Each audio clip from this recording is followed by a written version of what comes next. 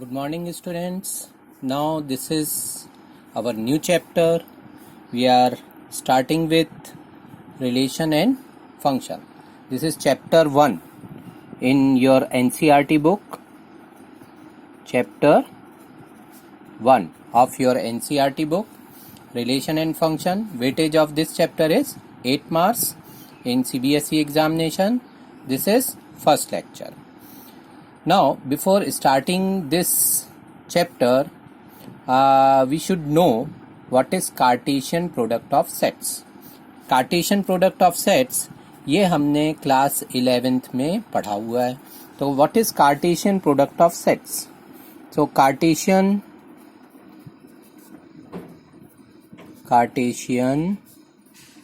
product of sets. Okay, अगर हमने ले लिया एक सेट है ए, सेट ए में है मान लो 1, 2 और 3, और सेट बी में है ए कॉमा बी. ठीक है, तो आपने ए क्रॉस बी है ना, ए क्रॉस बी फाइंड आउट किया होगा. ए क्रॉस बी क्लास 11th में हमने पढ़ा था. ए क्रॉस बी क्या था? A cross B is set of all ordered pairs AB such that A belongs to capital A and B belongs to capital B. मतलब A cross B में हमको वो ordered pairs AB बनाने हैं जिसमें first element कहाँ से आएगा? सेट A से, और सेकंड एलिमेंट सेट B से. तो अगर हमने A cross B बनाया तो फर्स्ट एलिमेंट A से लेना है. तो A से अगर हमने 1 लिया तो 1 के साथ कितने ऑर्डर्ड पेयर बनेंगे? 1A और 1B, 1A और 1B. ठीक है, फिर 2 के साथ कितने बनेंगे? 2A और 2B. ठीक है, फिर 3 के साथ कितने बनेंगे? 3A और 3B. तो ये क्या हो गया? ये हो गया A क्रॉस B. तो A क्रॉस B हमको मालूम है. तो अब A क्रॉस B या कार्टेशियन प्रोडक्ट ऑफ सेट्स, ये A क्रॉस B से हम आगे रिलेशन पे जाते हैं. ठीक है, तो रिलेशन क्या होता है? अब जैसे हमने, अब फिर से अगर हमने ले लिया सेट A, ये ले लिया 1, 2, 3. ठीक है, और सेट बी ले लिया हमने 2, 3, ऐसा ले लिया है ना. तो ए क्रॉस बी क्या हो जाएगा? ए क्रॉस बी हो जाएगा 1, 2, 1 के साथ 2, 1 के साथ 3. ठीक है, फिर 2 के साथ 2 और 2 के साथ 3, फिर 3 के साथ 2 और 3 के साथ 3. ये ए क्रॉस बी. ठीक है, पर अब हम अगर ए क्रॉस बी में कौन से एलिमेंट्स में इंटरेस्टेड हैं जिसमें हमको एक सेट सबसेट बनाना है ए क्रॉस बी का. मान लो एक सबसेट है आर. ठीक है, आर कैसा सेट है? R is the set of all ordered pair A B such that A divides B. Okay, A divides B where A belongs to capital A और B belongs to capital B. अब यहाँ पे देखो, हमको ये जो R है उसमें केवल वही ऑर्डर्ड पेयर लेने हैं जिसमें फर्स्ट एलिमेंट सेकंड एलिमेंट को डिवाइड करे, और फर्स्ट एलिमेंट कहाँ से आए? A से आए, और सेकंड एलिमेंट कहाँ से आए? B से आए. ठीक है, तो R में क्या क्या आ सकता है ना? A divides B means B is divisible by A. Okay, तो अब यहां देखोगे फर्स्ट एलिमेंट कहां से चाहिए हमको? A से, और सेकंड एलिमेंट B से. 1 जो है 1 डिवाइड्स 2 करेक्ट है, 1 डिवाइड्स 3 करेक्ट है. तो यहाँ पे 1, 2 आएगा. ठीक है, 1, 3 आएगा. ठीक है, फिर 2 डिवाइड्स 2 ये भी करेक्ट है, 2, 2 आ जाएगा. 2 डिवाइड्स 3 रॉन्ग है, फिर 3 डिवाइड्स 2 रॉन्ग है, 3 डिवाइड्स 3 ये करेक्ट. ठीक है, तो अब ये जो सेट बना R, ठीक है, तो ये जो R है ये A क्रॉस B का क्या है? सबसेट है, ठीक है। R is subset of A cross B, okay. So R is subset of A cross B. This is called a relation from set A to set B.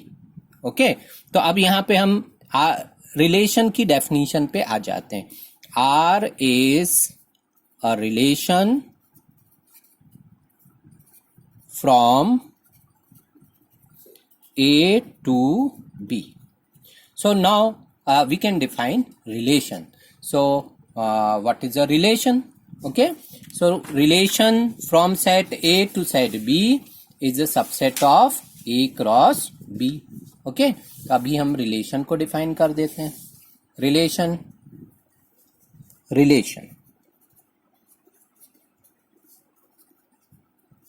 बहुत simple है। Relation any subset of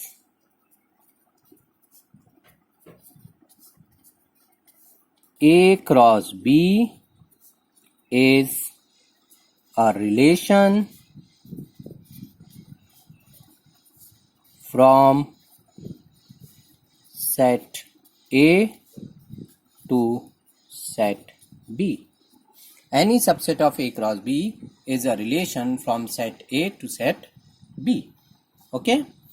तो अब यहां पे अगर हम ध्यान दें, if number of elements in set A m है, number of elements in set B ये कितने हैं, n है, तो number of elements in A cross B ये कितने हो जाएंगे, m into n होंगे। Number of elements in A cross B कितने हो जाएंगे, m into n। यहाँ पे देखो, यहाँ पे A में कितने एलिमेंट्स थे, 3, B में कितने एलिमेंट्स थे, 2, तो A क्रॉस B में कितने हैं, 1 2 3 4 5 6, 3 मल्टीप्लाइड बाय 2, ठीक है। तो n A m है, n B n है, तो n A क्रॉस B क्या होता है, mn। अभी हमने 11th में पढ़ा है number of subsets of a given set A, number of possible subsets of a given set A is 2 raised to n if set A has n elements, ये पढ़ा है हमने, ठीक है। तो रिलेशन क्या है, relation is a subset of A cross B। तो अभी हम ये बोल सकते हैं number of possible relations from A to B equals to 2 raised to mn, ठीक है। तो यहां पे ये मिल गए हमको 2 raised to mn रिलेशन, ठीक है। अब हम आ जाते हैं, ये तो हो गया relation from set A to set B। कहां से कहां तक, from set A to set B। अगर हम सेट A से A में ही रिलेशन डिफाइन करें तो वो हो जाएगा रिलेशन ऑन सेट A, ठीक है। तो इस पे हम ज्यादा ध्यान देंगे, है ना, रिलेशन ऑन सेट A। तो रिलेशन ऑन सेट A इसको डिफाइन करते हैं, ठीक है। यहां पे देखते हैं रिलेशन ऑन सेट A, ठीक है।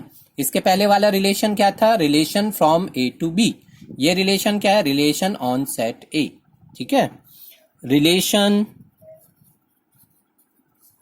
On set A is a subset of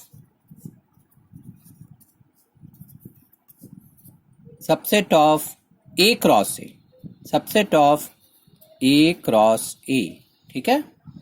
A cross A का जो सबसेट होगा वो कहलाएगा रिलेशन ऑन सेट A।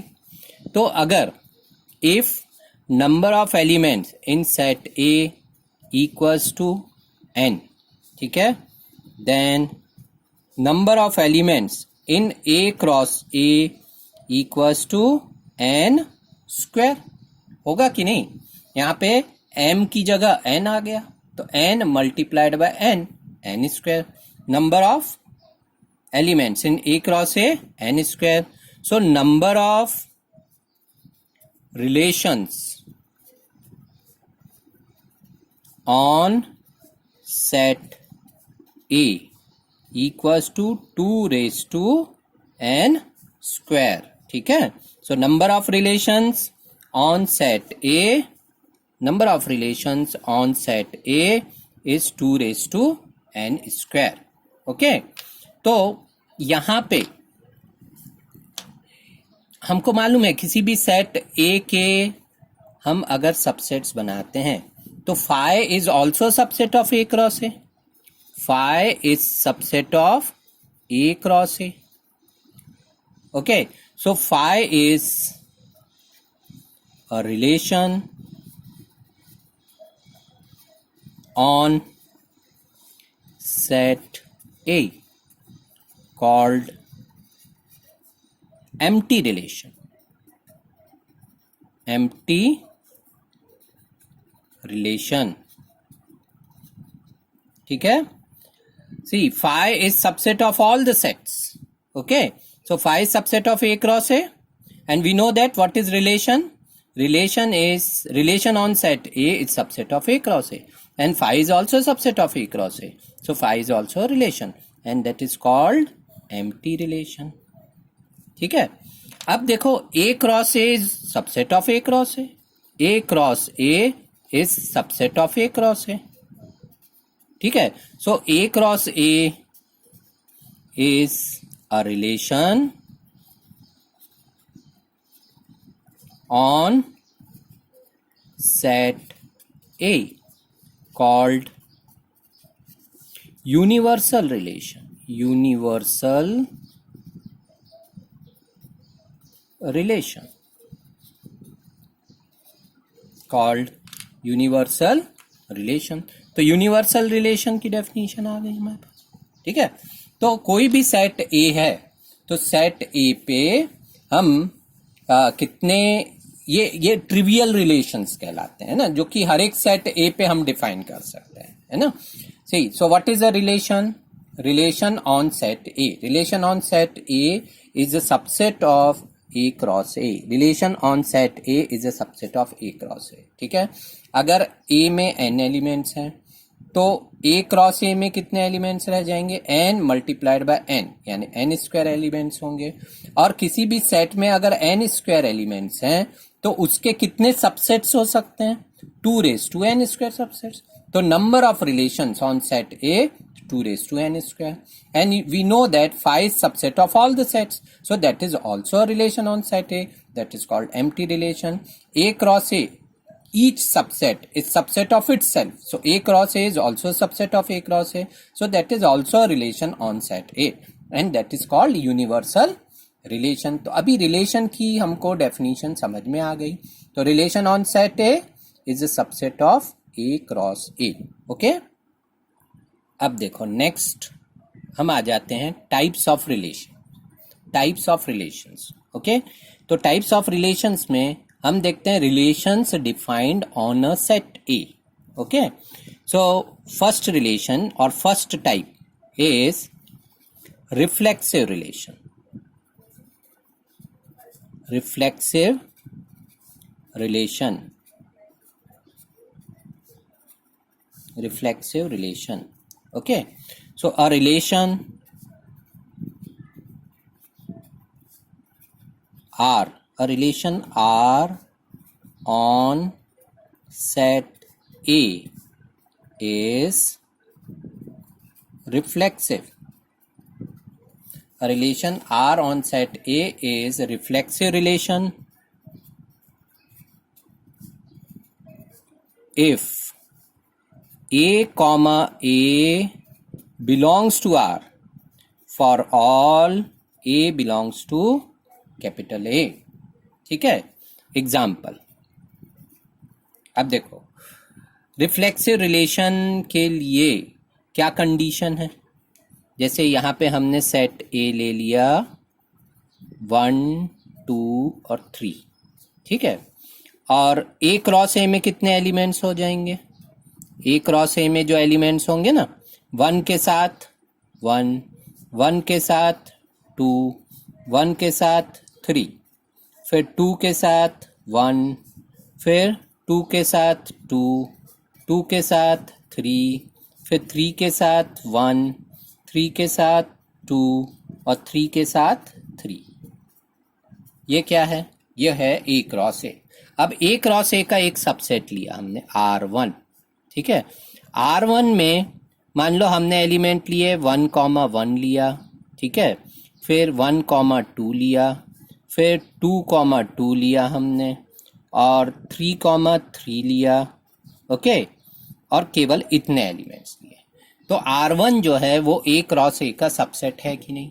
है, because all the elements of R1 are in A cross A, so R1 is subset of A cross A.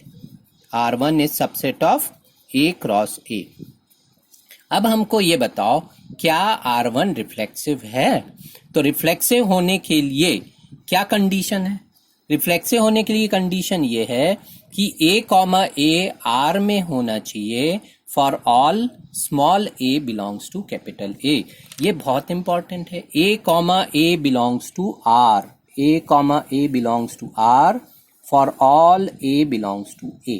अब देखो A में कौन से एलिमेंट्स हैं? 1, 2, 3। तो A, A कौन सा होगा? 1,1, 2,2 और 3,3। क्या वो R में है?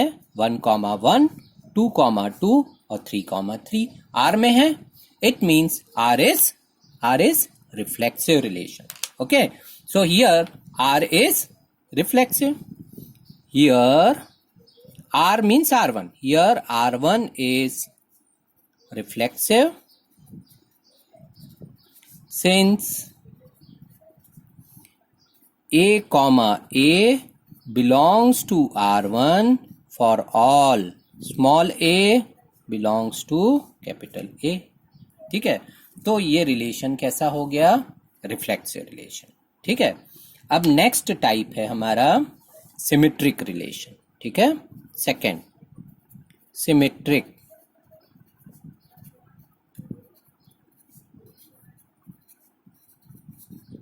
Symmetric relation. ओके, तो सिमेट्रिक रिलेशन क्या है? A relation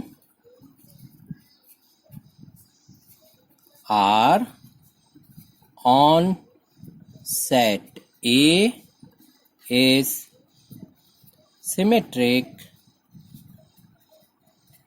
A relation R on set A is symmetric if A, B belongs to R implies B, A belongs to R। ठीक है, तो सिमेट्रिक रिलेशन का क्या कहना है कि अगर ए बी आर में है तो बी ए भी आर में रहना जरूरी है। तो अभी देखो हम इसी सेट ए को देखते हैं, है ना, और इसमें एक रिलेशन हमने ले लिया R2। ठीक है, R2। अभी अगर हमने R1 की ही बात की, देखो R1 रिफ्लेक्सिव है कि नहीं? 1,1 है, 2,2 है और 3,3 है। ठीक है, क्या ये सिमेट्रिक है? देखो सिमेट्रिक है क्या? यहां देखो 1,2 belongs to R1 but 2,1 does not belongs to R1। It means R1 is not symmetric. R1 is not symmetric. So in above example R1 is not symmetric। ओके, तो अभी हम एक एग्जाम्पल लेते हैं सिमेट्रिक रिलेशन का। तो देखो 1, 2, 2, 1। ठीक है, फिर हमने ले लिया 2, 3 और 3, 2। ठीक है, और मान लो इसमें ले लिया 1, 1 भी ले लिया हमने और 2, 2 भी ले लिया। ठीक है, अभी ये बताओ क्या R2 सिमेट्रिक है? देखो सिमेट्रिक है क्या? तो सिमेट्रिक के लिए कंडीशन क्या है?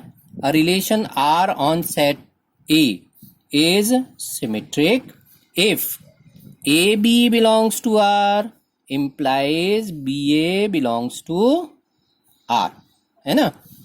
AB belongs to R implies BA belongs to R। तो अभी यहां देखो AB अगर R में है तो BA को खोजना है, पर अगर AB R में नहीं है तो BA को नहीं खोजना है।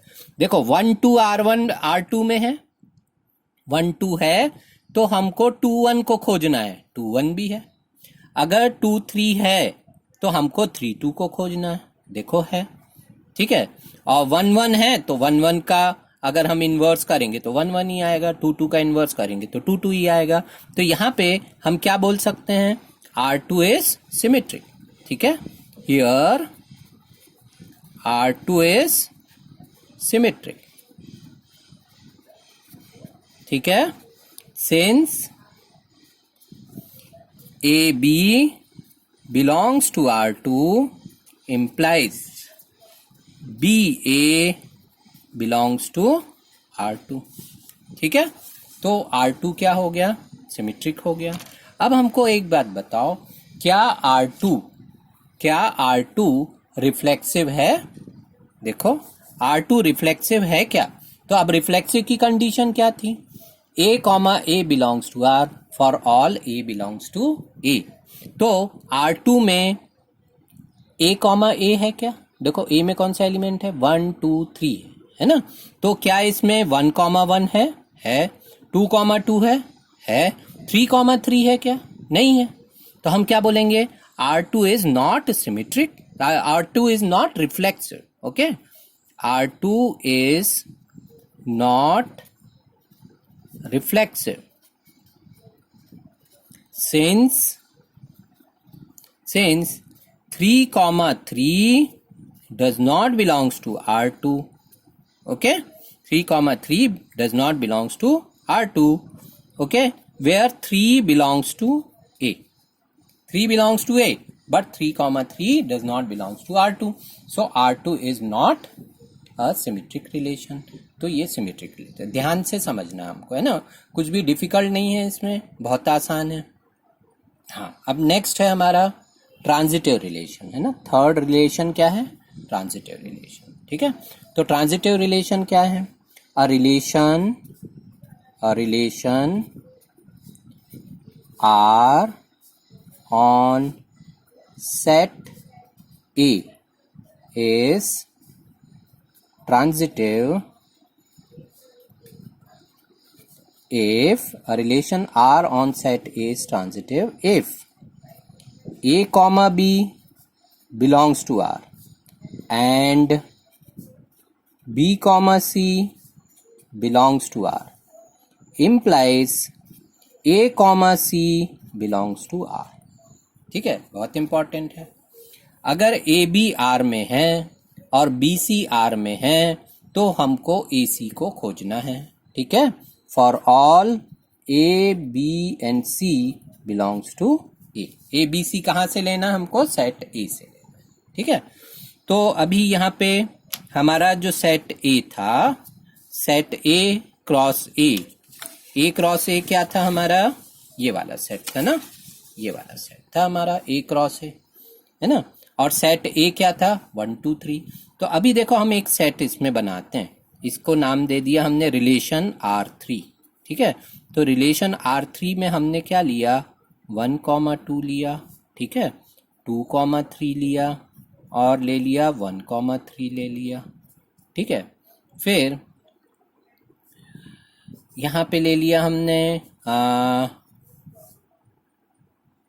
2 कॉमा 1 लिया, ठीक है, और फिर 2 कॉमा 1 लिया और 2 कॉमा 2 लिया, ठीक है। अभी हमको आप ये बताओ कि क्या ये रिलेशन ट्रांजिटिव है। तो ट्रांजिटिव है चेक करने के लिए बड़े ध्यान से चेक करना है हमको, है ना। यहाँ पे देखो 1 comma 2 belongs to R3, 2 comma 3 belongs to R3। देखो ए बी R3 में है, बी सी R3 में है, तो 1 कॉमा 3 ए सी, देखो किसको देखेंगे हम, इसको देखेंगे, है ना। ए बी R3 में है, बी सी R3 में है, तो ए सी को खोजेंगे, 1 comma 3 belongs to R3, correct है, ठीक है। अब और देखो और कोई पेयर ऐसा है, देखो 1 3 को देखो 1 3 लिखा ना, अब 3 से शुरू होने वाला कुछ है क्या यहाँ पे? 3 से शुरू होने वाला कुछ भी नहीं है। ओके, तो ये 1 3 के साथ कोई भी पेयर नहीं बन रहा है। तो अभी हम, इसका मतलब ये नहीं कि 3 से शुरू होने वाला कोई नहीं है तो ये ट्रांजिटिव नहीं होगा, है ना। तो अभी हम इसको कंसिडर नहीं करते। फिर हम देखो और कोई देखो, 2 1 है। अब 1 से शुरू होने वाला कुछ है क्या? 1 2 है ना। 2 1 है और 1 2 है। तो अभी यहां देखते हैं, 2 1 बिलोंग्स टू R3, ठीक है। 2 1 और 1 से शुरू होने वाला क्या है? 1 2 बिलोंग्स टू R3। तो 2 1, ये देखो ये दोनों सेम है ना, 2 1 और 1 2। तो हम किसको मिलाएंगे? 2 2 को। तो 2 2 है क्या? देखो 2 2 है यहाँ पे। तो 2 2 बिलोंग्स टू R3। अच्छा, अब हम क्या कह सकते हैं कि ये रिलेशन ट्रांजिटिव है? देखो हमको ऐसे 2 पेयर मिल गए, है ना। अब देखो ट्रांजिटिव है बताने के लिए हमको हर एक पेयर को चेक करना है ना। हर एक पेयर को चेक करना है। देखो 2 1 और 1 2 को चेक कर लिया तो 2 2 है। अब यहां देखो 1 2 और 2 2 को चेक करो, 1 2 और 2 2, तो क्या मिलेगा? 1 2। 1 2 ऑलरेडी है, ठीक है। और कुछ देखो, 2 3 लिया, 3 से शुरू होने वाला कोई नहीं है तो हम 2 3 को चेक नहीं करेंगे। 1 3 लिया, 3 से शुरू होने वाला कोई नहीं है तो हम इसको चेक नहीं करें। 2 1 लिया, है ना। 2 1 लिया और 1 से शुरू होने वाला क्या है? 1 2 है ना। 2 1 और 1 2। तो यहां पे देखो 2 1 belongs to R3, 1 2 belongs to R3, तो 2 2 बिलोंग्स टू R3। ये तो सही हो गया हमारे पास। पर अगर हम इसको इस तरीके से लिखें, 1 2 बिलोंग्स टू R3, 1 2 है और 2 1 belongs to R3, 1 2 is there, 2 1 is there, है ना। अब तुम ये देखो, ये 2 और ये 2 सेम है तो हम किसको चेक करेंगे? 1 1। तो क्या 1 1 R3 में है? 1 1 R3 में नहीं है, ठीक है।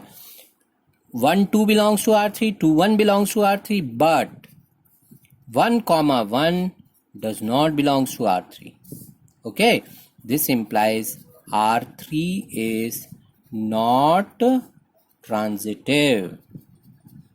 तो देखो ट्रांजिटिव होने के लिए हो सकता है तुम्हें बहुत से पेयर्स उसको सेटिस्फाई करें, पर कोई एक भी पेयर हमको अगर ऐसा मिल गया, कौन सा? ये वाला पेयर मिल गया ना हमको। एक भी पेयर अगर ऐसा मिल गया जो ट्रांजिटिविटी की कंडीशन को फुलफिल नहीं करता है, then relation is not transitive. देखो, तो अगर हमको नॉट ट्रांजिटिव बताना है, then one example is sufficient to prove that the relation is not transitive. तो यहाँ पे तुमको बताना R3 is not transitive, then you give one example that 1 2 belongs to R3, 2 1 belongs to R3, but 1 1 does not belongs to R3, so R3 is not transitive. Okay, not transitive. अब ऐसा कोई relation लिखो जो कि transitive है। तो transitive है तो ऐसा कोई रिलेशन बना सकते क्या हम? मान लो हमने एक R4 ले लिया, ठीक है। R4 में हमने 1 1 को भी डाल दिया, है ना। 1 2 है, ठीक है, 1 2 है, 2 1 है और साथ में 1 1 भी है। तो यहां तक तो ये ट्रांजिटिव दिख रहा है। दिख रहा है क्या? ऐसा तुमको लग रहा है कि ये ट्रांजिटिव, पर अभी भी ये ट्रांजिटिव नहीं है, क्योंकि अगर हमने 2 1 और 1 2 को लिया, 2 1 और 1 2 को लिया तो 2 2 आएगा और 2 2 यहां नहीं है, तो हमने 2 2 को भी ऐड कर दिया। तो अब ये ट्रांजिटिव है। तो ट्रांजिटिव है लिखने के लिए हम क्या लिखेंगे? R4 is transitive since if A comma B belongs to R4 and B comma C belongs to R4 implies A comma C belongs to R4, okay, for all A B C belongs to capital A. ठीक है। तो transitivity अगर बतानी है तो एक एक element को हमको चेक करना है, ठीक है। तो R4 is transitive, okay. 1 2 is there, 2 1 is there, 1 2 2 1, तो 1 1 मिल गया हमको। अब इसको पहले लिखा हमने 2 1 और 1 2, 2 1 और 1 2। देखो हमने क्या लिया 1 2 और 2 1, तो किसको सर्च किया हमने 1 1, 1 1 बिलोंग्स टू R4। अब फिर इसको देखो ऐसा लिखा 2 1 और क्या लिया हमने 1 2, तो किसको सर्च करना हमको 2 2, तो 2 2 है, देखो 2 2 है। सो R4 इज ट्रांजिटिव। ठीक है, अगर कोई भी एक पेयर सेटिस्फाई नहीं करता कंडीशन को तो ये ट्रांजिटिव नहीं होता। अच्छा अब ये बताओ क्या R4 रिफ्लेक्सिव है? R4 रिफ्लेक्सिव है क्या? R4 रिफ्लेक्सिव होने के लिए हमको क्या देखना पड़ेगा, A बिलोंग्स टू R4 है क्या? तो देखो 1 1 है, 2 2 है। A में कौन से एलिमेंट हैं? A में है 1 2 और 3, तो 3 3 R4 में नहीं है, तो R4 क्या नहीं है? R4 is not reflexive. ठीक है, R4 इज नॉट रिफ्लेक्सिव। अब ये बताओ क्या R4 सिमेट्रिक है? तो सिमेट्रिक होने के लिए क्या जरूरी है? सिमेट्रिक होने के लिए जरूरी है if AB belongs to R4 then BA should be there. तो देखो 1 2 है तो 2 1 उसका उल्टा भी है, या 2 1 है तो उसका उल्टा 1 2 है, 1 1 है तो 1 1 का इनवर्स क्या हुआ 1 1 इसमें है, 2 2 का इनवर्स। तो R4 कैसा है? R4 है सिमेट्रिक और transitive but not reflexive. So if you have to write one example which is symmetric and transitive but not reflexive, then you can give this example. Okay, for which set you have to write set also. For set A 1 2 3, this example R4 is symmetric and transitive but not reflexive. ठीक है, हाँ। next type which is very important type, equivalence relation. Equivalence relation, a relation R on set A is equivalence relation if R is reflexive, symmetric and transitive. तो अगर हमको set R ऐसा मिल गया जो कि रिफ्लेक्सिव भी है, सिमेट्रिक भी है और ट्रांजिटिव भी है, then such set R which is subset of A cross A, or you can say R on set A is equivalence relation. ठीक है, equivalence relation. अब इसका एक एग्जाम्पल लेते हैं। एग्जाम्पल हमने क्या लिया, let T is the set of all triangles in a plane. ये सेट हमने T लिया। ठीक है, R is the set of all ordered pair T1, T2. ठीक है, such that T1 is congruent to T2 where T1 and T2 belongs to T. ठीक है, then R is equivalence relation. तो अभी यहाँ पे देखो हमने क्या लिया, अभी जरूरी नहीं कि जो सेट है वो केवल नंबर्स का ही है ना। तो यहाँ पे जो सेट A है जिसको हमने सेट T बोल दिया, इसमें क्या है, set of all triangles in a plane. ठीक है, और R में क्या है, R में वो ऑर्डर्ड पेयर T1 T2 हैं जिसमें T1 is congruent to T2। T1 और T2 अगर कॉन्ग्रेंट हैं तो वो ऑर्डर्ड पेयर R में है। तो क्या R एक इक्विवेलेंस रिलेशन है? तो अभी देखो इक्विवेलेंस रिलेशन है, प्रूव करने के लिए हमको क्या बताना पड़ेगा, हमको बताना पड़ेगा कि R रिफ्लेक्सिव है क्या। तो देखो रिफ्लेक्सिव पहले देखते हैं, रिफ्लेक्सिव। तो रिफ्लेक्सिव की कंडीशन क्या रहती है, रिफ्लेक्सिव की कंडीशन रहती है कि A belongs to R for all A belongs to capital A। तो यहां पे क्या करना पड़ेगा, since T T is congruent to T itself, all triangles are congruent to itself. Since T is congruent to T, for all capital T belongs to T, all triangles are congruent to itself.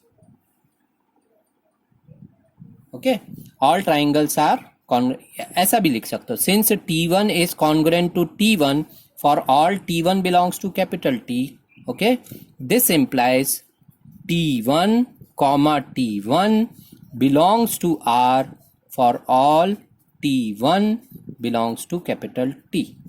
This implies R is reflexive.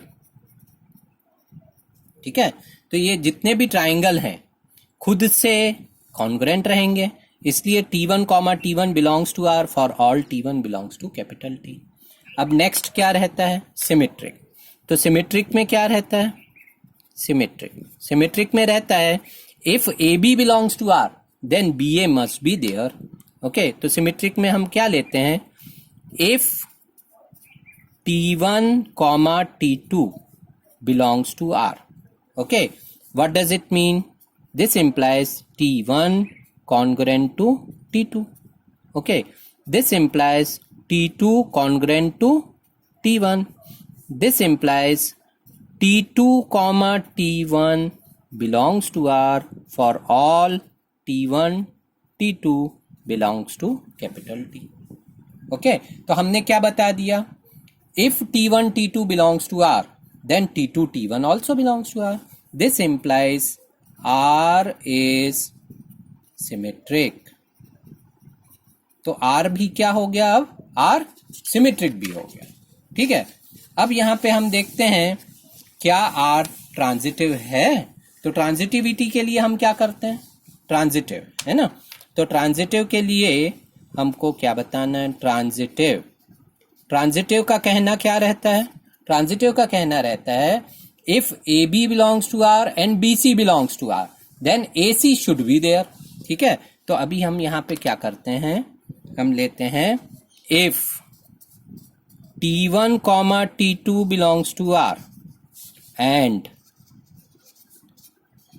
T2 comma T3 belongs to R, है ना. तो हमको बताना क्या है? हमको बताना है T1 T3 भी R में होगा.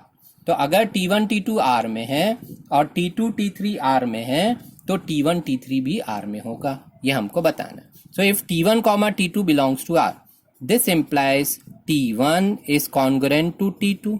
ठीक है, and this implies T1 is congruent to T2 and T2 is congruent to T3. This implies T1 is congruent to T3. Okay, this implies T1 comma T3 belongs to R. Okay, this implies यहाँ पे ये भी लिख सकते for all T1 T2 T3 belongs to capital T. Okay, this implies R is transitive.